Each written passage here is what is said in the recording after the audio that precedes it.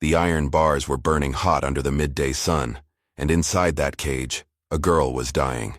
Jasper Wilde had been tracking his missing cattle for 3 hours through the Arizona desert when he heard it, a sound that made his blood freeze. Not the low of cattle or the cry of a hawk, but something else. Something human. Something broken. He pulled his horse to a stop and listened. The desert stretched endlessly in every direction, nothing but red sand and scattered cactus under a merciless sun. But there it was again, a weak, desperate sound carried on the hot wind. Jasper's weathered hands tightened on the reins. For a moment, he considered turning back. He'd come to this godforsaken corner of the territory to be alone, to escape the mistakes that haunted him. The last thing he needed was to get involved in someone else's trouble. But the sound came again, weaker this time. He spurred his horse forward, following the ghostly echo across the barren landscape. As he crested a small rise, what he saw below made him question his sanity. There, in the middle of nowhere, stood a crude iron cage, barely large enough for a person to stand in. And inside, slumped against the bars, was a young woman. Her dress was torn and faded, her dark hair matted against her face. She looked up as his shadow fell across her, and Jasper saw eyes that held more pain than any 19-year-old should know. She tried to speak, but only managed a whispered croak. Her lips were cracked from thirst, her face burned by the relentless sun. Jasper dismounted slowly, his mind racing. Who would do this? And why here, miles from the nearest town or trail? As he approached the cage, he noticed the heavy padlock securing the door. This wasn't some accident or cruel prank. Someone had deliberately left this girl to die in the desert heat. The girl's eyes followed his movements, hope flickering in her gaze for the first time in who knows how long. She reached through the bars with trembling fingers, and Jasper saw the raw wounds where the metal had rubbed her skin. He pulled his water flask from his belt and carefully helped her drink. The relief on her face was immediate, but it only made the situation more real, more urgent. Jasper looked around the desolate landscape, studying the tracks in the sand. Boot prints, horse hooves, recent ones. Whoever had done this couldn't be far away. But as he knelt to examine the lock more closely, a new sound reached his ears. The distant rumble of approaching horses. Multiple riders, heading straight for them. The riders appeared like demons emerging from a heat mirage. 3 men on horseback, kicking up clouds of red dust as they charged toward the cage. Jasper's hand instinctively moved to the Colt .45 on his hip, but he hesitated. These weren't random drifters stumbling across the scene. They rode with purpose, with the confidence of men returning to claim their property. The girl in the cage saw them too, and the terror that flooded her face told Jasper everything he needed to know. She pressed herself against the far side of the cage, whimpering like a wounded animal. The lead rider was a massive man with a black beard and eyes like chips of coal. He pulled his horse to a stop 20 feet away, dust swirling around him like a miniature sandstorm. "Well, well," the man called out, his voice carrying easily across the desert silence. "Looks like someone found our little lost lamb." Jasper kept his expression neutral, though his mind was calculating distances, angles, escape routes. 3 against 1, and they had the high ground. "Name's Cormac Doolin," the bearded man continued, dismounting with surprising grace for his size. "This here's my property you're trespassing on." Jasper's jaw tightened. "Property? This girl ain't property." Doolin laughed, a sound like grinding stone. "Oh, but she is. See, little Magnolia there owes me a considerable debt. Her daddy thought he could cheat at cards and walk away clean. When we came to collect, he'd already run off, left his daughter to pay what he owed." The girl, Magnolia, shook her head frantically. "I told you, I don't know where he went." "I swear I don't know." "Course you don't, sweetheart," Doolin said mockingly. "But debt's still debt. And until Daddy shows his face, you're my guarantee he'll come back." Jasper felt something dark and familiar rising in his chest. The same rage that had gotten him into trouble before, that had cost him everything that mattered. But looking at this girl, seeing the hopelessness in her eyes, he couldn't just walk away. "How much does she owe?" Jasper heard himself asking. Doolin's companions exchanged glances. One of them, a wiry man with pale eyes, spat in the sand. $500, Doolin said. "Plus interest, plus the cost of keeping her fed and watered out here." It was a fortune, more money than most men saw in a year. Jasper's ranch barely brought in enough to keep him fed through winter. But as he looked at Magnolia, He saw something that cut through all his careful reasoning. She reminded him of someone else, someone he'd failed to protect long ago. "I'll pay it," Jasper said quietly.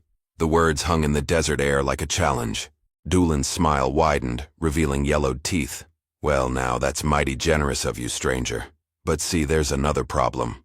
Doolin's hand rested casually on his gun. "You just witnessed something you weren't supposed to see."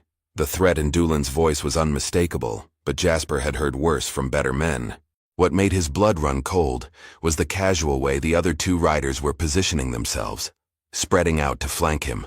"I don't see nothing here but a man helping someone in need," Jasper said carefully. "Far as I'm concerned, I rode out here looking for cattle and found this girl near dead from thirst. Good Christian thing to do is help her." Doolin's laugh was humorless. "Good Christian, huh? That what you call yourself, stranger?"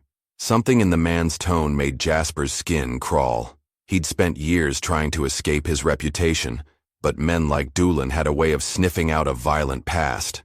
"What I call myself ain't your concern," Jasper replied. "The money I offered is real. Take it and ride away." The wiry man to Jasper's left shifted in his saddle.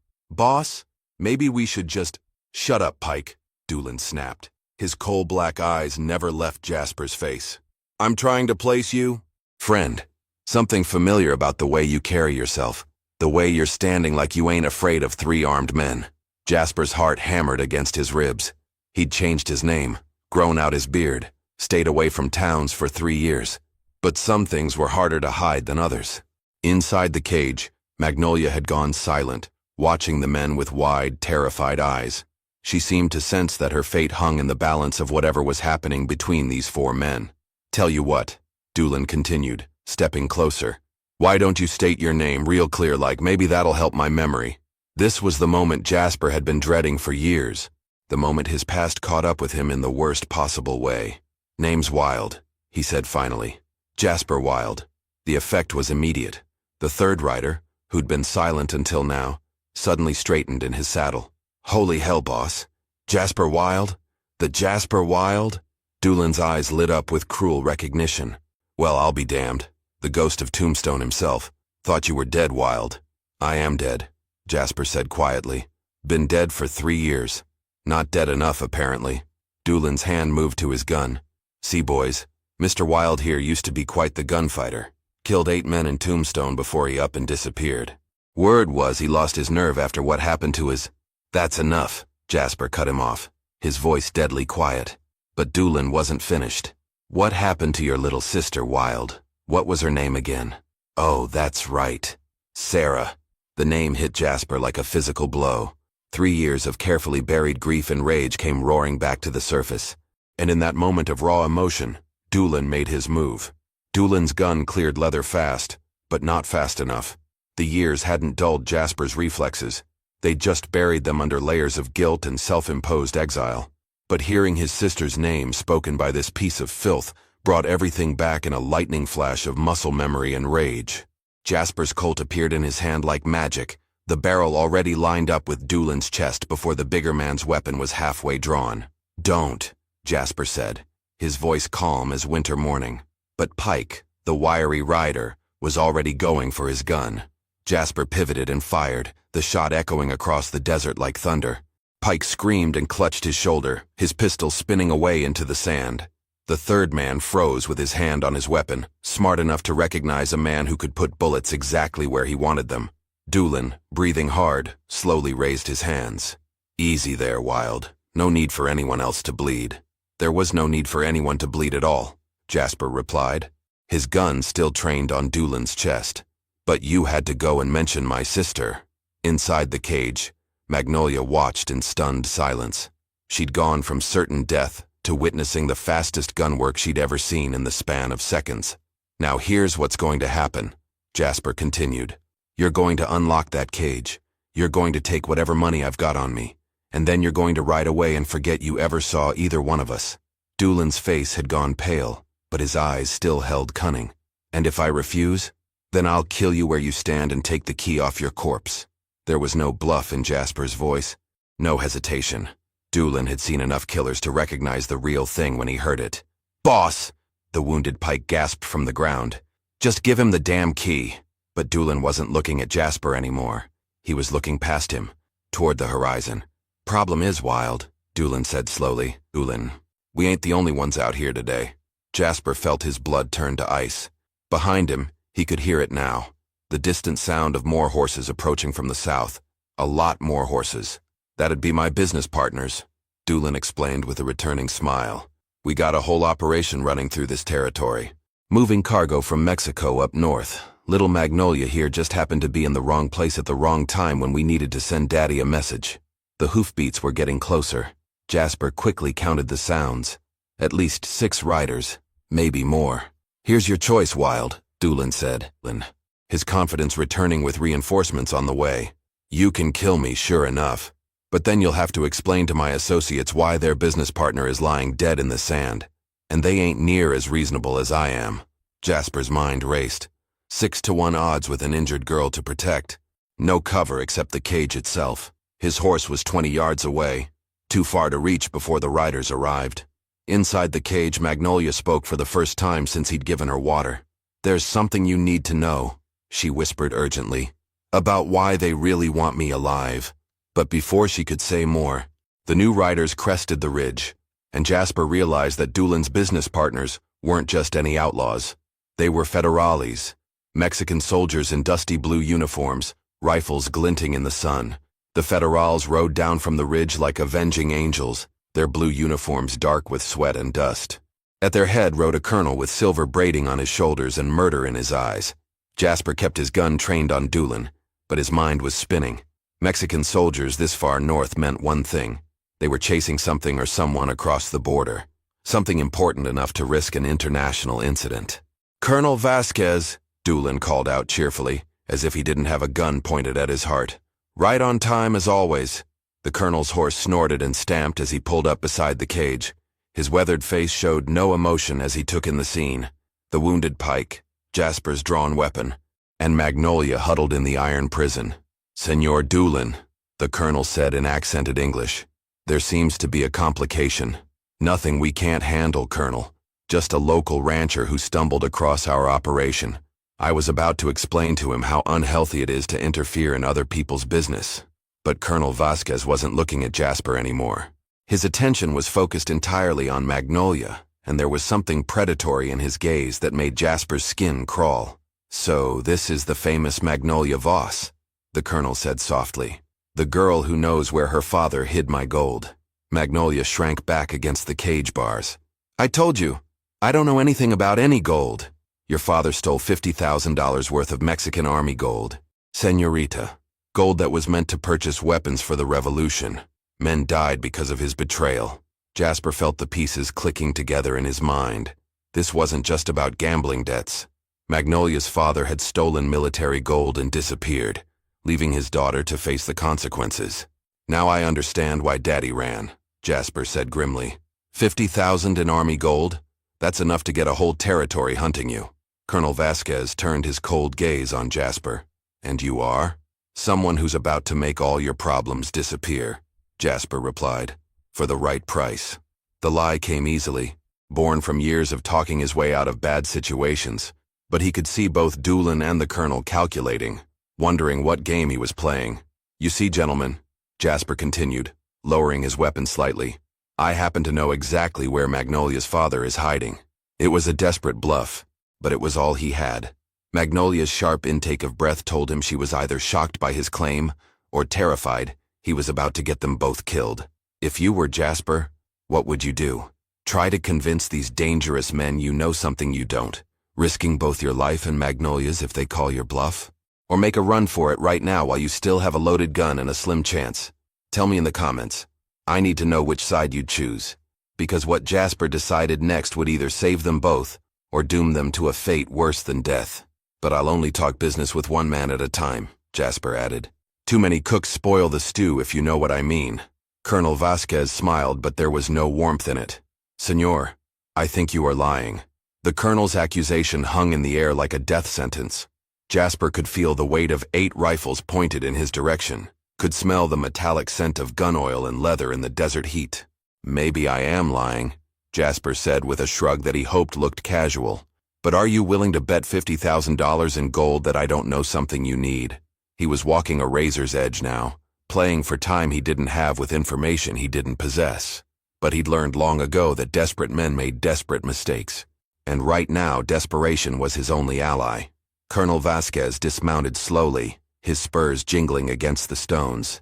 You have 1 minute to convince me you are worth keeping alive, senor. Harold Voss didn't just steal your gold and run, Jasper began, his mind racing ahead of his words. He's smarter than that. Man doesn't take $50,000 and disappear into thin air unless he's got help. Professional help. From the corner of his eye, Jasper saw Magnolia's face go pale. Either his guess was hitting close to home, or she was terrified he was making things worse. What kind of help? Doolin demanded. Doolin. The kind that costs money, Jasper replied. See, I've been tracking Voss for 3 months now. Not for the gold, mind you. Man owes me for some horses he bought and never paid for. But following a man teaches you things about him. The lie was growing more elaborate by the second, but Jasper could see it was having an effect. Both Doolin and the colonel were listening intently. Harold Voss has been making regular trips to a place called Devil's Canyon, about 30 miles north of here. Going there every 2 weeks like clockwork, always alone, always carrying supplies. Supplies for what? Colonel Vasquez pressed. For whoever's helping him hide that gold, Jasper said. Problem is, I never could get close enough to see who he was meeting. Place is like a fortress, only one way in or out, and it's well guarded. Magnolia was staring at him with a mixture of fear and amazement. Something in her expression told him he'd stumbled closer to the truth than he'd intended. But here's the thing, Jasper continued. Last time I saw Voss heading to that canyon was 5 days ago. He was riding hard like something had spooked him. Haven't seen him since. You're saying he's holed up there now? Doolin asked. I'm saying if you want your gold back, that's where you'll find it. But you'll need someone who knows the territory to guide you. Someone who's been watching that place for months. Colonel Vasquez studied Jasper's face like he was reading a map. And, in exchange for this information, you want what? The girl, Jasper said simply. Debt forgiven, cage unlocked, she rides away free. That's my price. Absolutely not, Doolin snarled. She's our insurance. Without her, Voss has no reason to. Voss ain't coming back for her, Jasper interrupted. Man's been on the run for months. If he cared about his daughter, he'd never have left her behind in the first place. The brutal truth of those words hit Magnolia like a physical blow. She pressed her face against the cage bars, tears finally spilling down her cheeks. But Colonel Vasquez was nodding slowly. The gringo has a point. The girl is worthless if her father has abandoned her. Boss, one of the federales called out urgently. Riders approaching from the east. All eyes turned toward the horizon, where a new dust cloud was rising in the distance. More trouble was coming, and fast. The new riders weren't soldiers or outlaws. They were something worse. U.S. Marshals, identifiable by their gleaming badges even at a distance. And leading them was a man Jasper recognized with sick certainty. Marshal Thomas Garrett, the man who'd been hunting him for 3 years. Well, hell, Doolin muttered, seeing the same thing. This just got complicated. Colonel Vasquez barked rapid orders in Spanish to his men, who immediately began checking their weapons. The appearance of American law enforcement on what was technically Mexican business could start a war if handled wrong. Jasper's mind raced through his dwindling options. He was trapped between Mexican federales who wanted information he didn't have, outlaws who wanted him dead, and now U.S. Marshals who wanted to drag him back to face charges for what happened in Tombstone. Listen to me very carefully, he said to Colonel Vasquez. Those marshals aren't here for your gold or your business. They're here for me. But if they take me, you lose your only guide to Devil's Canyon. The colonel's eyes narrowed. What did you do to bring the law this far into the desert? That's not important right now. What's important is that we make a deal before they get here. Marshal Garrett and his men were close enough now that Jasper could see the grim determination on the lawman's face. Garrett had been a friend once, back when Jasper wore a badge himself. That friendship had died the same day as Sarah. Here's what's going to happen, Jasper said quickly. You're going to unlock that cage and give me the girl. I'm going to take you to Devil's Canyon and help you get your gold back. And in return, you're going to help me disappear after this is over. Why would I trust a man the American Marshals are hunting? Colonel Vasquez demanded. Because I'm the only one here who knows exactly where your gold is, Jasper lied smoothly. And because those Marshals are about to arrive with enough firepower to turn this into a bloodbath that nobody wants. Magnolia had been listening to every word, and now she spoke up with desperate urgency. "He's telling the truth about my father. Devil's Canyon.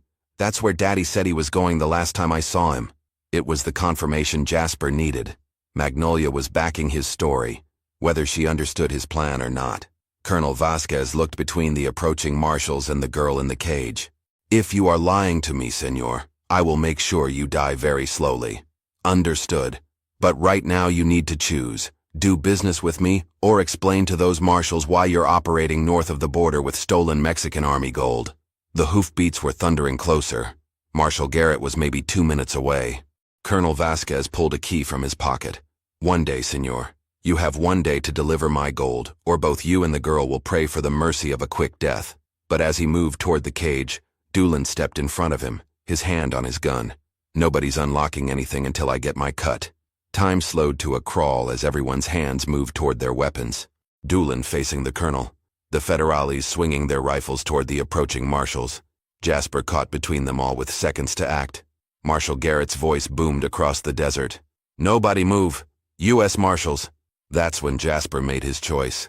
He dove toward the cage as gunfire erupted around him. Doolin's shot went wide as Colonel Vasquez tackled him to the ground.